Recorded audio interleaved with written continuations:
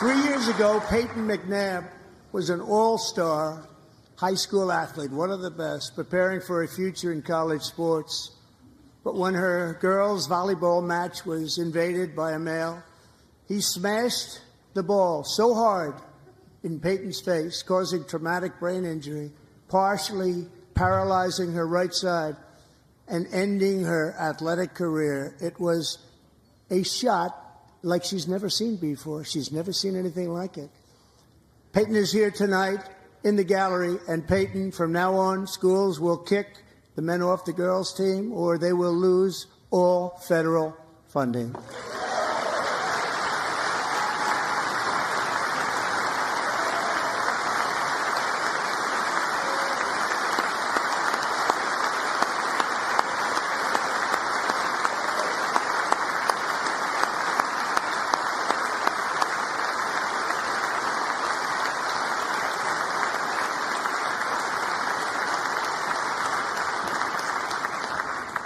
And if you really want to see numbers, just take a look at what happened in the women's boxing, weightlifting, track and field, swimming, or cycling, where a male recently finished a long-distance race 5 hours and 14 minutes ahead of a woman for a new record by 5 hours.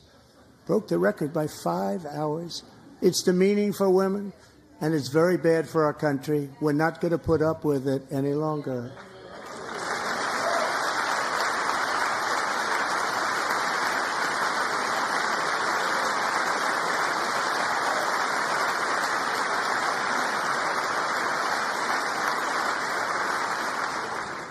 What I have just described is only a small fraction of the common sense revolution that is now, because of us, sweeping the entire world. Common sense has become a common theme, and we will never go back. Never. Never going to let that happen.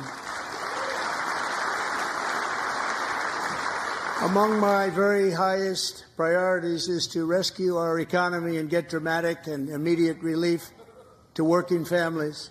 As you know, we inherited from the last administration an economic catastrophe and an inflation nightmare. Their policies drove up energy prices, pushed up grocery costs, and drove the necessities of life out of reach for millions and millions of Americans. They've never had anything like it. We suffered the worst inflation in 48 years, but perhaps even in the history of our country. They're not sure. As president, I'm fighting every day to reverse this damage. And here today is a proud American steelworker, fantastic person from Decatur, Alabama. Jeff Denard has been working at the same steel plant for 27 years in a job that has allowed him to serve as the captain of his local volunteer fire department, raised 7 children with his beautiful wife, Nicole, and over the years provide a loving home for more than 40 foster children. So great, Jeff.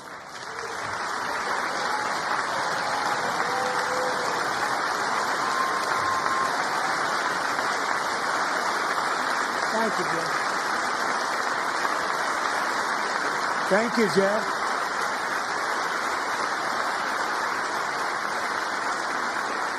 Stories like Jeff's remind us that tariffs are not just about protecting American jobs.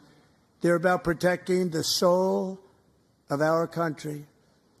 Tariffs are about making America rich again and making America great again, and it's happening, and it will happen rather quickly. There'll be a little disturbance, but we're okay with that. It won't be much. No, you're not. Oh. And look where Biden took us, very low, the lowest we've ever been. Jeff, I want to thank you very much. And I also want to recognize another person who has devoted herself to foster care community. She worked so hard on it. A very loving person, our magnificent First Lady of the United States.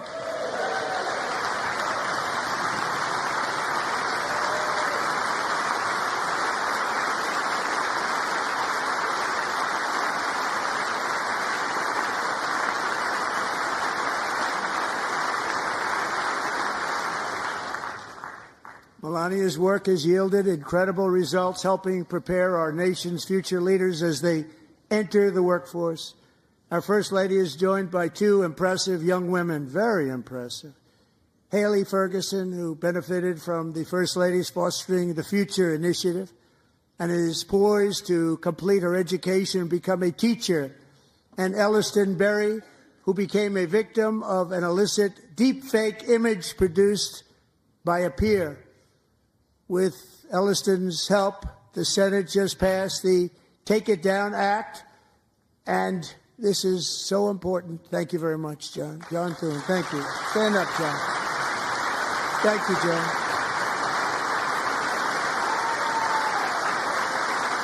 Thank you all very much.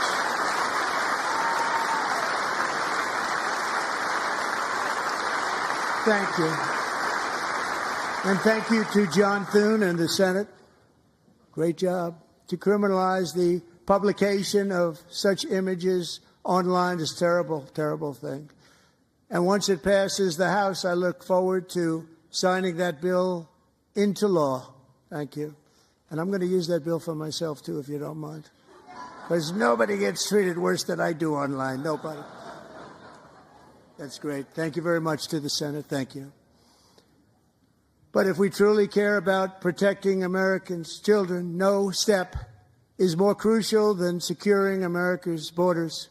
Over the past 4 years, 21 million people poured into the United States. Many of them were murderers, human traffickers, gang members, and other criminals from the streets of dangerous cities all throughout the world. Because of Joe Biden's insane and very dangerous open border policies, they are now strongly embedded in our country, but we are getting them out and getting them out fast.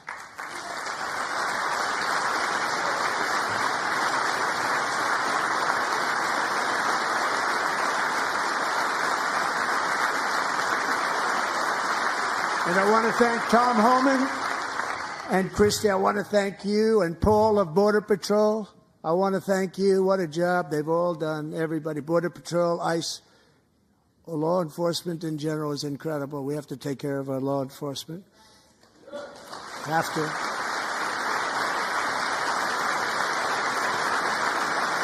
Last year,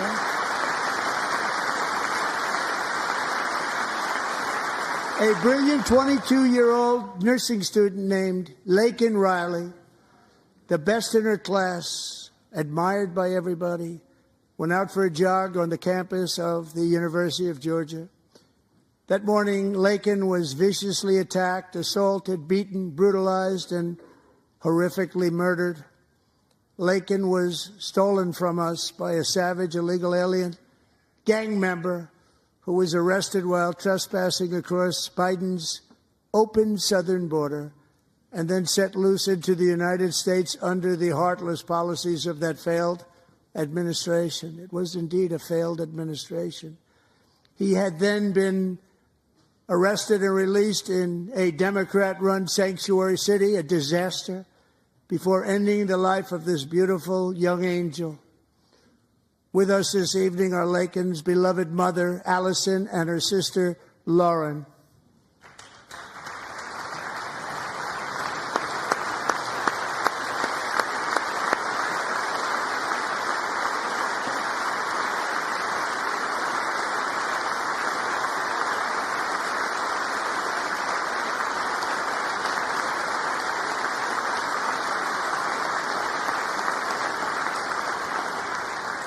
Last year, I told Laken's grieving parents that we would ensure their daughter would not have died in vain.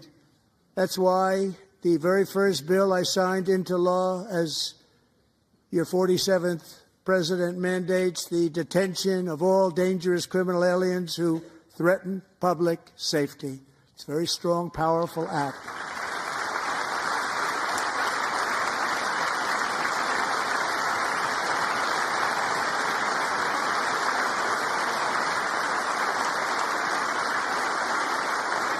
It's called the Laken Riley Act. So Alison and Lauren, America will never, ever forget our beautiful Laken Hope Riley.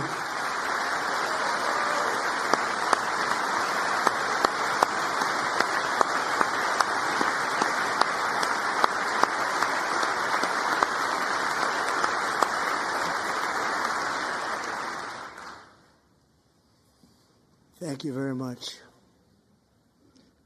Since taking office, my administration has launched the most sweeping border and immigration crackdown in American history, and we quickly achieved the lowest numbers of illegal border crossers ever recorded. Thank you.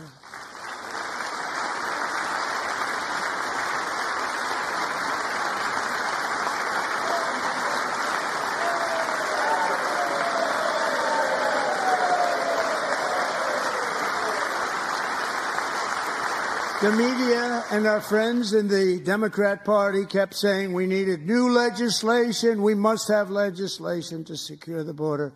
But it turned out that all we really needed was a new president.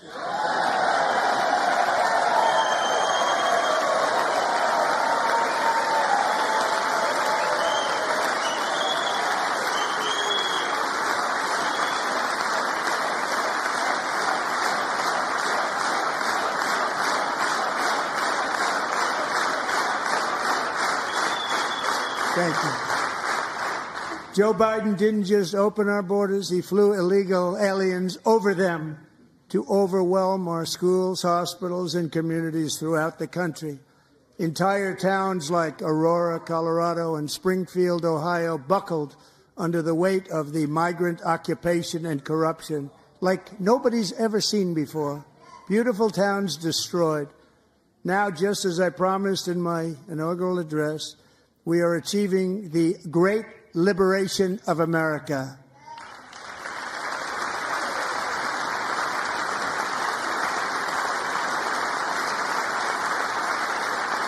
But there still is much work to be done. Here tonight is a woman I have gotten to know, Alexis Nungari from Houston. Wonderful woman. Last June, Alexis's 12-year-old daughter, her precious Jocelyn, walked to a nearby convenience store. She was kidnapped, tied up, assaulted for 2 hours under a bridge, and horrifically murdered. Arrested and charged with this heinous crime are 2 illegal alien monsters from Venezuela, released into America by the last administration through their ridiculous open border. The death of this beautiful 12-year-old girl and the agony of her mother and family touched our entire nation greatly. Alexis, I promised that we would always remember your daughter, your magnificent daughter, and earlier tonight I signed an order keeping my word to you. One thing I have learned about Jocelyn is that she loved animals so much. She loved nature. Across Galveston Bay, from where Jocelyn lived in Houston, you will find a magnificent national wildlife refuge, a pristine, peaceful, 34,000-acre sanctuary for all of God's creatures on the edge of the Gulf of America. Alexis, moments ago, I formally renamed that refuge in loving memory of your beautiful daughter, Jocelyn. So, Mr. Vice President, if you would, may I have the order?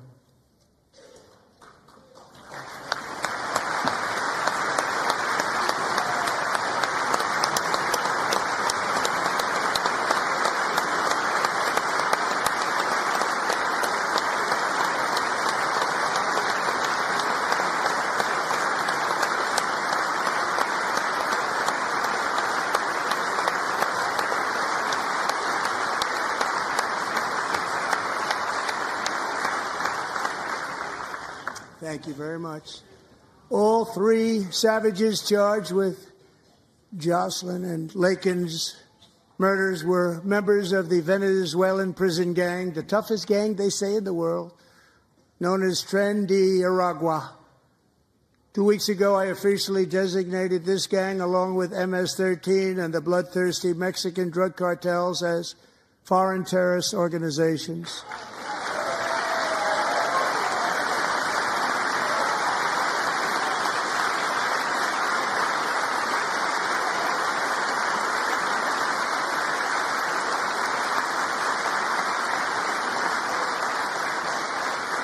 They are now officially in the same category as ISIS, and that's not good for them.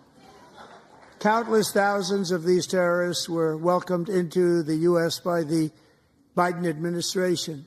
But now every last one will be rounded up and forcibly removed from our country, or, if they're too dangerous, put in jails, standing trial in this country, because we don't want them to come back ever. With us this evening is a warrior on the front lines of that battle, Border Patrol Agent Roberto Ortiz. Great guy.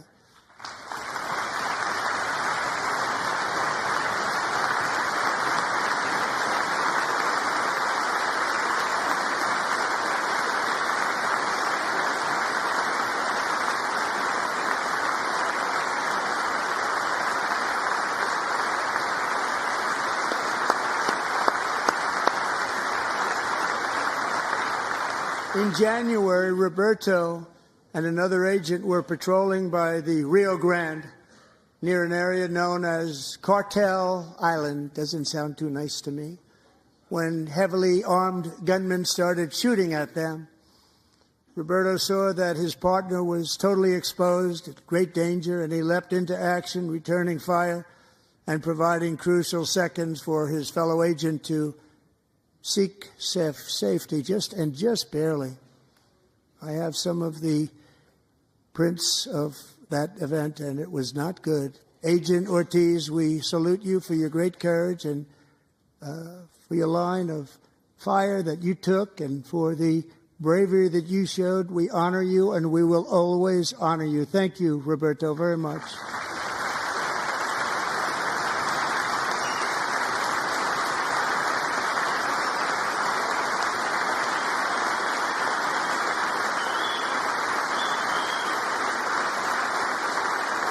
Thank you, Roberto. And I actually got to know him on my many calls to the border. He's a great gentleman.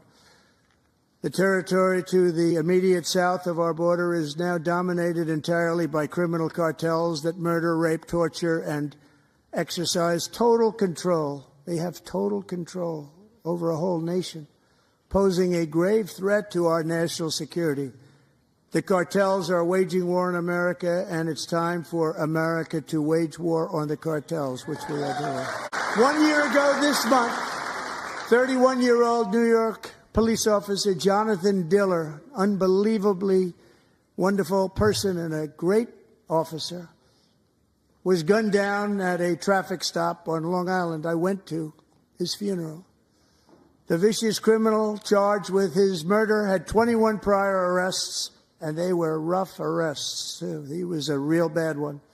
The thug in the seat next to him had 14 prior arrests and went by the name of Killer. He was Killer. He killed other people, they say, a lot of them. I attended Officer Diller's service, and when I met his wife and one-year-old son, Ryan, it was very inspirational, actually. His widow's name is Stephanie, and she is here tonight. Stephanie, thank you very much, Stephanie. Thank you very much.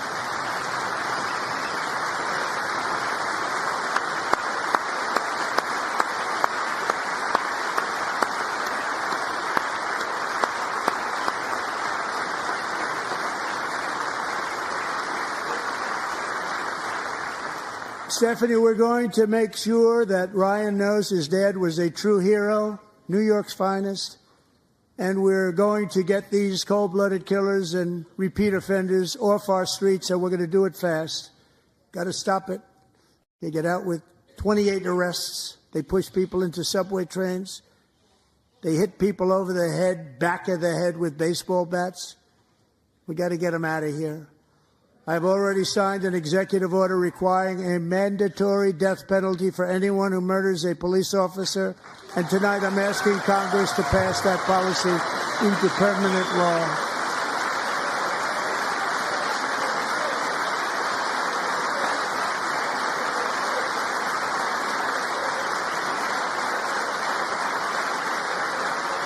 I'm also asking for a new crime bill getting tough on repeat offenders while enhancing protections for America's police officers so they can do their jobs without fear of their lives being totally destroyed.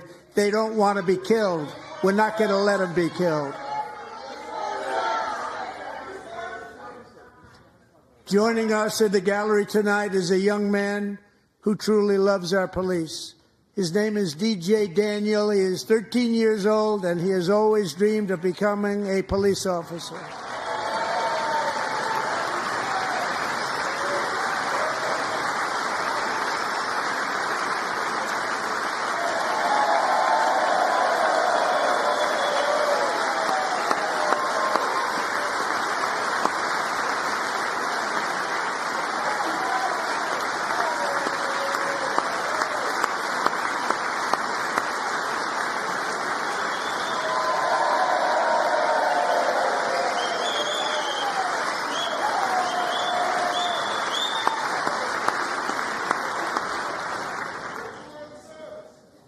But in 2018, DJ was diagnosed with brain cancer. The doctors gave him 5 months at most to live. That was more than 6 years ago.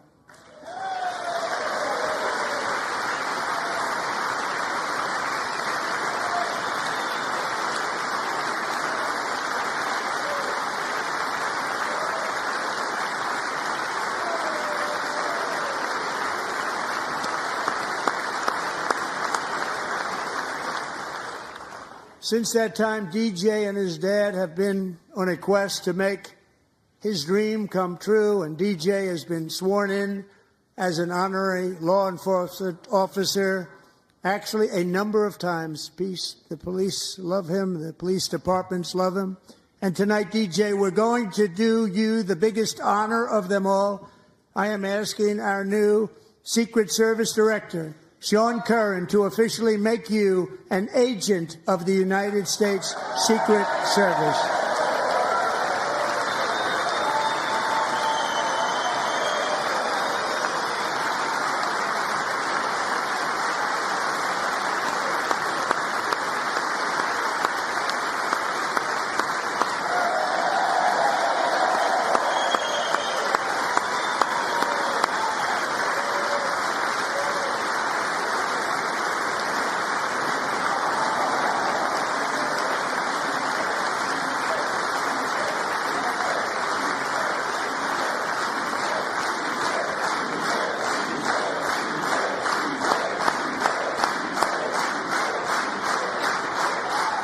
My administration is also working to protect our children from toxic ideologies in our schools.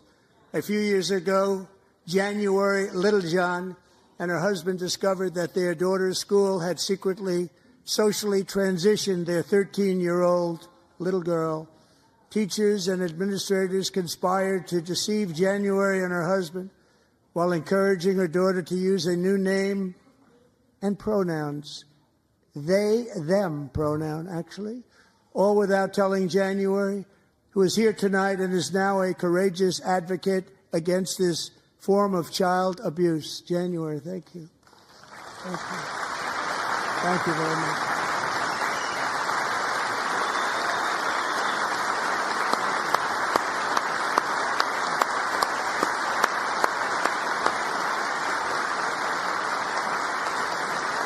Thank you.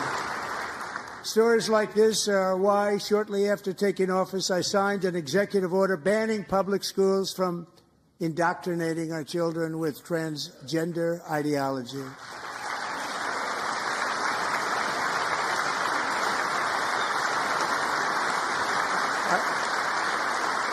I also signed an order to cut off all taxpayer funding to any institution that engages in the sexual mutilation of our youth.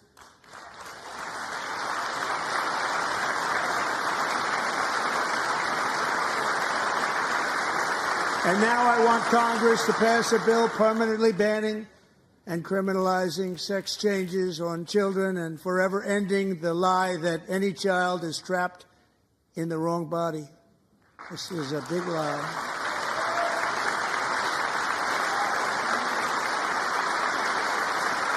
And our message to every child in America is that you are perfect exactly the way God made you.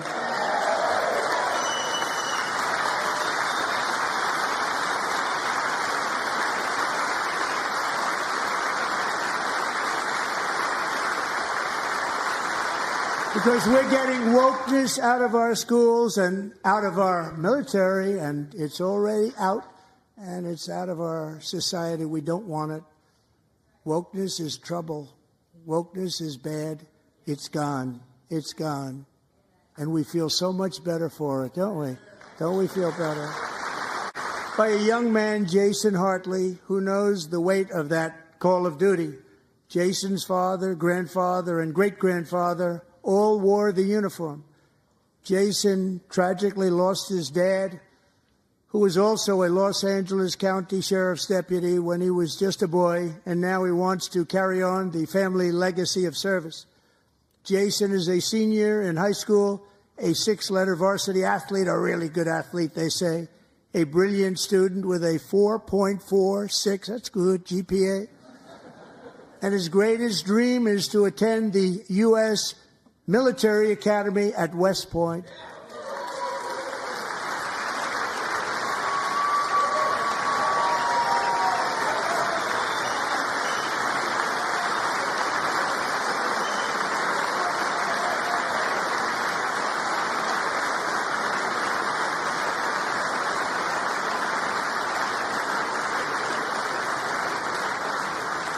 And Jason, that's a very big deal getting in. That's a hard one to get into. But I'm pleased to inform you that your application has been accepted.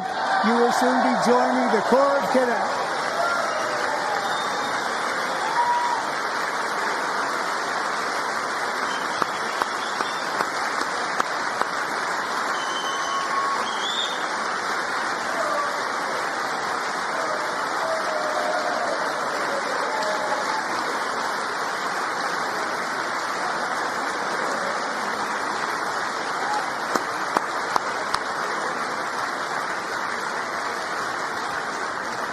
Thank you. Jason, you're going to be on the long gray line, Jason. As Commander-in-Chief, my focus is on building the most powerful military of the future. As a first step, I'm asking Congress to fund a state-of-the-art Golden Dome missile defense shield to protect our homeland, all made in the USA.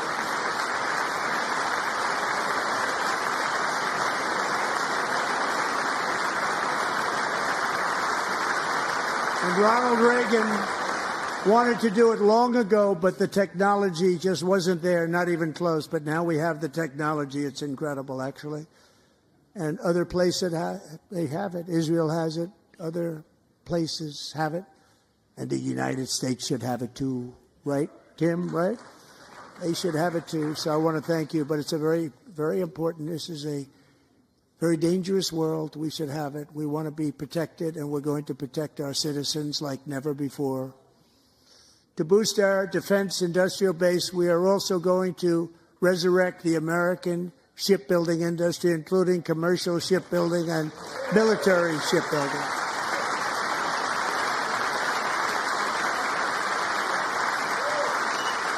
And for that purpose, I also have a message tonight for the incredible people of Greenland. We strongly support your right to determine your own future. And if you choose, we welcome you into the United States of America. We need Greenland for national security and even international security, and we're working with everybody involved to try and get it. But we need it really for international world security, and I think we're going to get it. One way or the other, we're going to get it. We will keep you safe. We will make you rich, and together we will take Greenland to heights like you have never thought possible before. It's a very small population, but very, very large piece of land and very, very important for military security. America is once again standing strong against the forces of radical Islamic terrorism. 3.5 years ago, ISIS terrorists killed 13 American service members and countless others in the Abbey Gate bombing during the disastrous and incompetent withdrawal from Afghanistan. Not that they were withdrawing, it was the way they withdrew. Perhaps the most embarrassing moment in the history of our country. Tonight I am pleased to announce that we have just apprehended the top terrorist responsible for that atrocity, and he is right now on his way here to face the swift sword of American justice.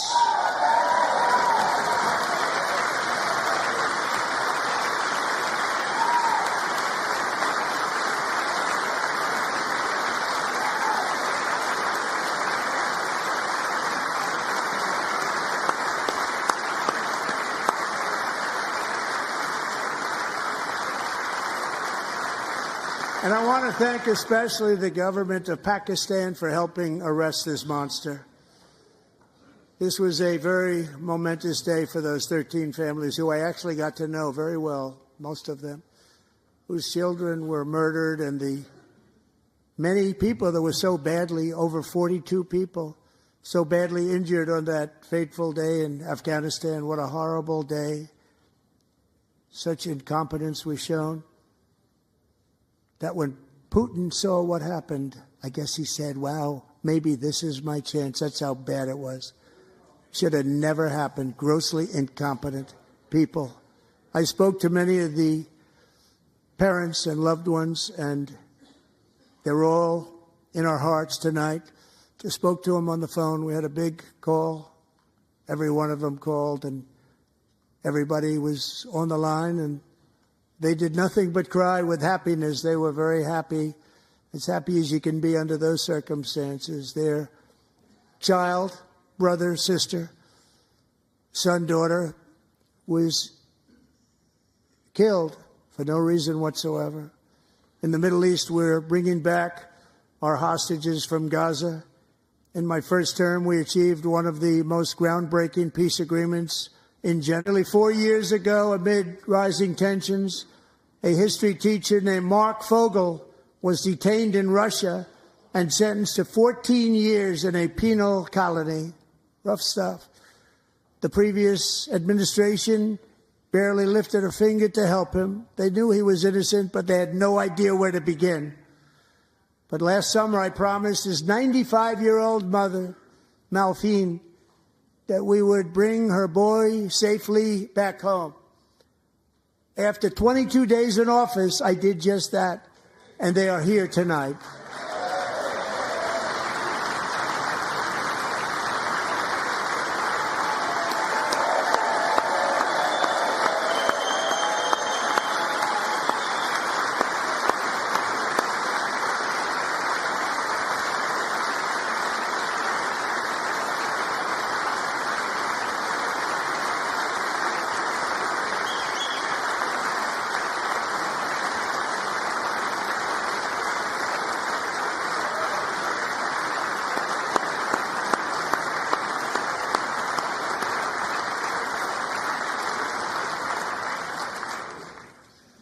To Mark and his great mom, we are delighted to have you safe and sound and with us.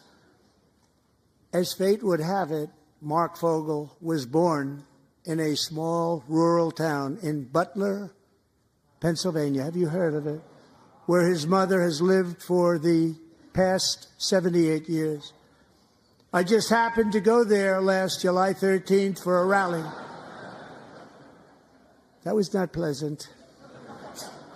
And that is where I met his beautiful mom right before I walked onto that stage. And I told her I would not forget what she said about her son. And I never did I? Never forgot.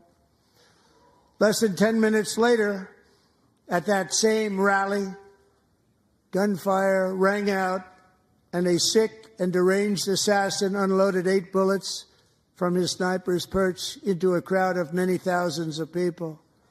My life was saved by a fraction of an inch, but some were not so lucky. Corey Comparator was a firefighter, a veteran, a Christian, a husband, a devoted father, and above all, a protector. When the sound of gunshots pierced the air, it was a horrible sound. Corey knew instantly what it was and what to do.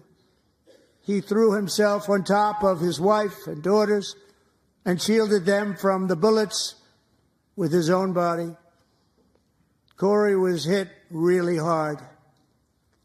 You know the story from there. He sacrificed his life to save theirs.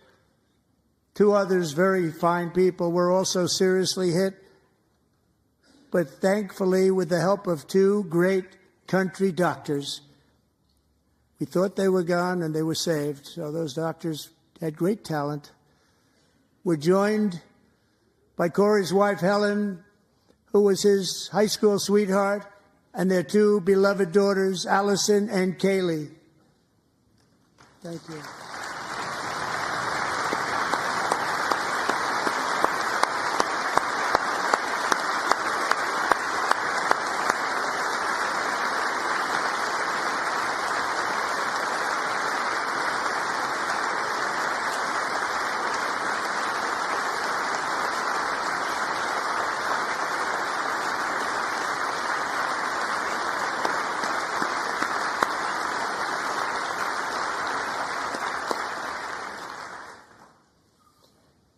To Helen, Allison, and Kaylee, Corey is looking down on his three beautiful ladies right now, and he is cheering you on. He loves you. He is cheering you on. Corey was taken from us much too soon, but his destiny was to leave us all with a shining example of the selfless devotion of a true American patriot. It was love like Corey's that built our country, and it's love like Corey's that is going to make our country more majestic than ever before. I believe that my life was saved that day in Butler for a very good reason. I was saved by God to make America great again. I believe that.